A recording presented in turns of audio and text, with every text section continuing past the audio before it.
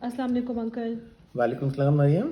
Uncle آج ہمارا سوال یہ ہے کہ ہم لوگ ایک لفظ پڑھتے ہیں وہ ہے اولو الالباب، جس کا عام طور پر یہ ترجمہ کیا جاتا ہے کہ ذہین لوگ. تو کیا قرآن جو ہے وہ صرف ان کچھ ذہین لوگوں کے لیے ہی آیا ہے؟ اور دوسرا میرا اس کے اندر یہ چیز ہے کہ میں نے میں کسی کو سن رہی تھی تو انہوں نے کہا کہ ایسا نہیں ہونا چاہیے کہ ہم قرآن کو خود سے سمجھنے کی کوشش کریں، اس کے لیے خاص طرح کے لوگ ہوتے ہیں اور وہی ہمیں سمجھا سکتے ہیں. تو مجھے یہ آپ سے پوچھنا تھا کہ کیا وہ لوگ اولو الالباب ہوتے ہیں اور کیا یہ ان کے لیے ہی آیا ہے اور ہم لوگ صرف جو ہے وہ ہم ایک سیکنڈری سورس سے ہی لے سکتے ہیں، قرآن کو سمجھ سکتے ہیں؟ وہ جو ایک محاورہ ہے نا، آپ نے تو ایک تیر میں دو شکار کر دیے مریم. وہ آپ کی سوال میں فٹ آ رہا ہے. میں آپ کو بتاتا ہوں، اولو الالباب کا لفظ قرآن میں 16 مرتبہ آیا ہے اور یہ دو لفظوں کا مرکب ہے. ایک ہے اولو اور ایک ہے الباب. اب اولو کیا چیز ہے؟ عربی کا ایک لفظ ہے جس کو کہتے ہیں زو. زو کا مطلب ہوتا ہے والا. میں مثال دیتا ہوں، ذوال جلال والاکرام، جلال اور اکرام والا، 1 پرسن. ٹھیک ہے. لیکن اگر میں کہوں والے تو اس کے لیے فوراً لفظ چینج ہو جائے گا، زو سے وہ اولو بن جائے گا. ٹھیک ہے. دوسرا لفظ ہے الباب. الباب کا مادہ ہے لام بے بے. اب اس سے 2 ورڈ بنتے ہیں، لب اور لبا. لب میں ایک ہی بے ہے، لبا میں 2 بے ہے. ٹھیک ہے. لب کس کو کہتے ہیں؟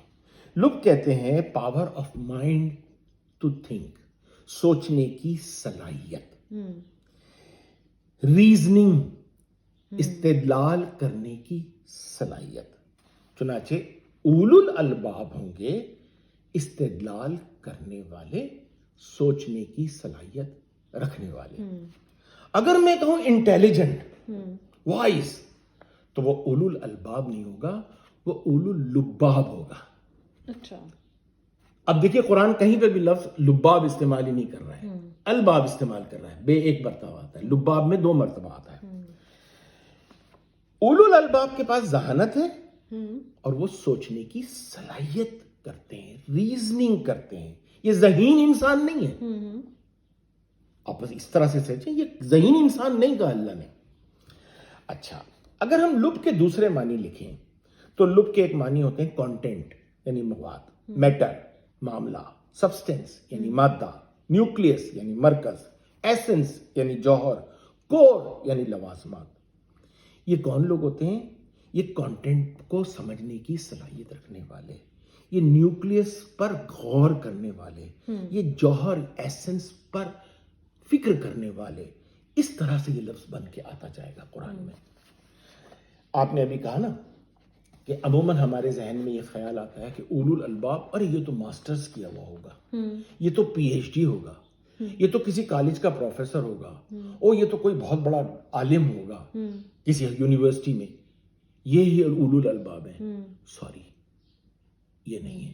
نہ ہی وہ جو آپ نے کہا وہ لوگ جو ایک مخصوص قسم کا حلیہ بنا کر کپڑے پہنتے ہیں، عربی کو تجوید سے پڑھتے ہیں، ہا اور ہا کا فرق نکالتے ہیں، قرأت کرتے ہیں، کسی خاص مدرسے سے انسان کے بنائے ہوئے 8 سال کا کورس کرتے ہیں اور اپنے آپ کو عالم بول دیتے ہیں، قرآن کا عالم بول دیتے ہیں.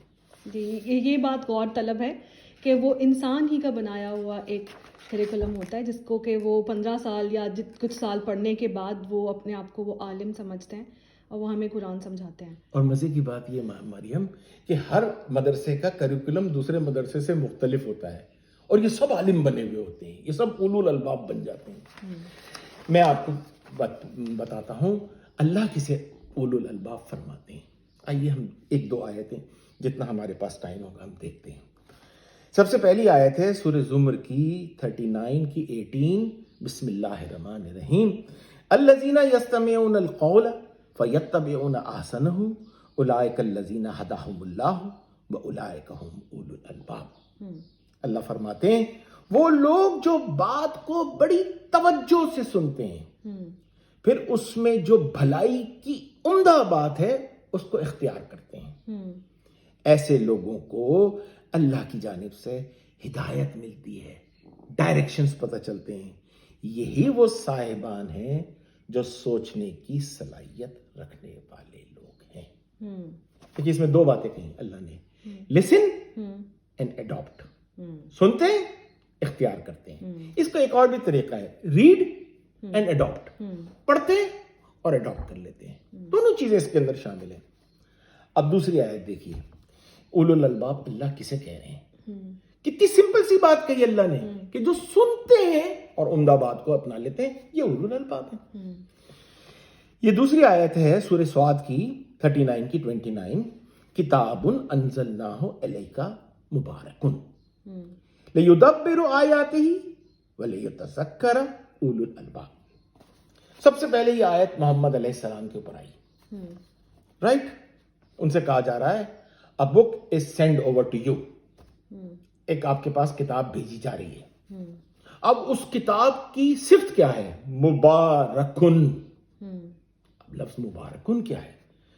मुबारकुन के माने होते हैं वन हु विशेस हैप्पीनेस और फेवर। हम किसी की शादी को शादी मुबारक कहते हैं, हम किसी को अगर डिग्री मुबारक होती है, पास होता है, डिग्री मुबारक कहते हैं। हम क्या कर रहे होते हैं? हम उसको विश कर रहे होते हैं, खुशी का एक इजहार कर रहे होते हैं, फेवर दे रहे होते हैं।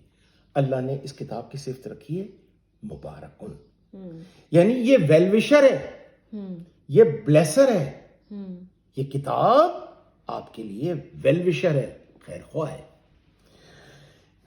करना क्या है?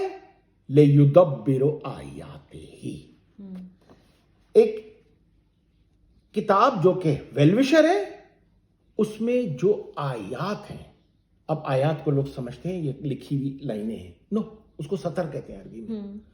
आयत का मतलब होता है साइन, ये लोग साइन कहते हैं, मैं साइन नहीं कहता, मैं कहता हूं प्रोसेस। बेशुमार प्रोसेसेस बताए हैं अल्लाह ने, ताकि इसमें जो प्रोसेसेस हैं उन पर क्या करो? युदब्बिर, तदब्बुर करो, गौर करो, और फिर क्या करो? बले यतज़क्कर, अब हीड करो, जहन में रख के आगे बढ़ो, तवज्जो के साथ रख के आगे की जानिब बढ़ो।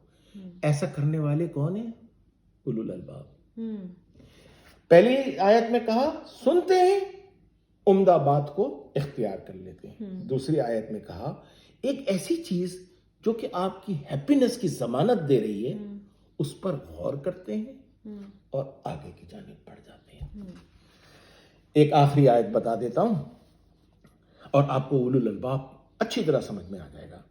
अफमन यअलम अन्नमा उन्ज़िला अलैका मिन रब्बिकल हक़्क़ु कमन हुवा आमा इन्नमा यतज़क्करु उलुल अलबाब।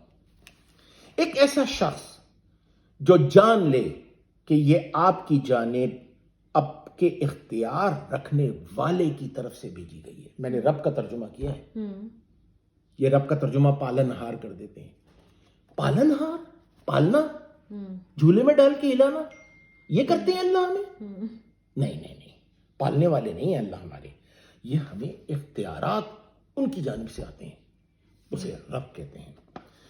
वो कैसी है किताब? अल हक, वो सर्टेन है, यकीनी है, सबूत की बुनियाद पर सच है। क्या वो ऐसा है जो अंधा है, जो ये बात कर रहा है, ये काम कर रहा है, क्या वो अंधा है? अल्लाह पूछते हैं। इन्नमा, इन्नमा का तर्जुमा मैं हमेशा करता हूं ओनली, वो ही, सिर्फ वही। इन्नमा यतज़क्करु, सिर्फ वो ही नोटिस लेते हैं, वही इस बात को हीड करते हैं, इख्तियार करते हैं। कौन? उलुल अलबाब।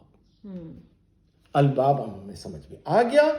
अलबाब वो हैं जो सुनते हैं, इख्तियार करते हैं। अलबाब गौर करते हैं, और अलबाब ये जानते हैं कि ये किताब बड़े सबूतों के साथ आई है, इसी के ऊपर आगे अपना रास्ता इख्तियार करते हैं, ज़हन नशीन करते हुए ले तज़क्कुर। अब बताइए इसमें पीएचडी और मास्टर और मदरसे के आलिम की क्या जरूरत पड़ी है? हाँ जी, मेरा यही सवाल था कि इसका मतलब तो ये हुआ कि हमें किसी की ज़रूरत नहीं है इसको पढ़ने के लिए, हम खुद ही काफ़ी हैं अगर हम गौर करने वाले हों। तो अगर हमारे में ये सलाहियत हो कि हम पढ़कर उसको अडॉप्ट कर लेंगे, पढ़कर हम उसको समझ सकेंगे, तो ये सलाहियत ही इनफ है, किसी और का होना इसके लिए ज़रूरी नहीं है। कोई ज़रूरी नहीं है। Thank you.